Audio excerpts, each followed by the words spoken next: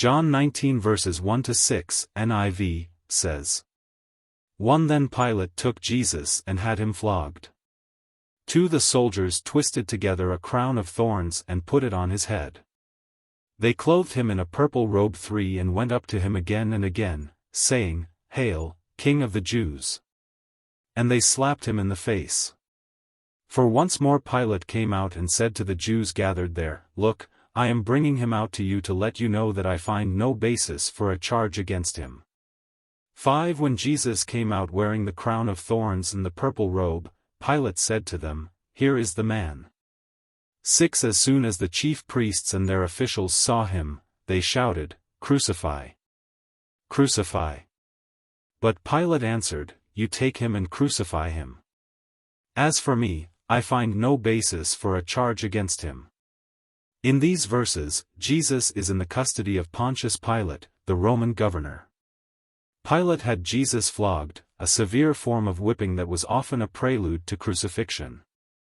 Roman soldiers mockingly adorned Jesus with a crown of thorns and a purple robe, symbols of royalty, to ridicule his claim of being a king. Pilate, though he found no fault in Jesus, was under immense pressure from the Jewish authorities and the crowd to have Jesus crucified. Expounding upon these verses, we see a display of the physical and emotional abuse that Jesus endured. Despite being innocent, he was mistreated and subjected to severe punishment. Pilate's presentation of Jesus to the crowd, robed and crowned in mockery and bearing the marks of severe physical abuse, underscored Jesus' vulnerability and the injustices he suffered. These events highlight the tensions between the Roman authorities, represented by Pilate, and the Jewish leaders.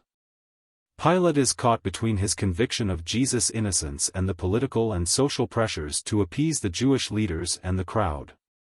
He attempts to satisfy the crowd's bloodlust by having Jesus flogged, yet he still maintains Jesus' innocence. The term, Here is the man, or ecce homo, in Latin, has become iconic in Christian theology and art, symbolizing Jesus' presentation to the world in his moment of utmost human vulnerability, bearing the weight of humanity's sin and violence. This passage invites reflections on themes of power, injustice, and sacrifice.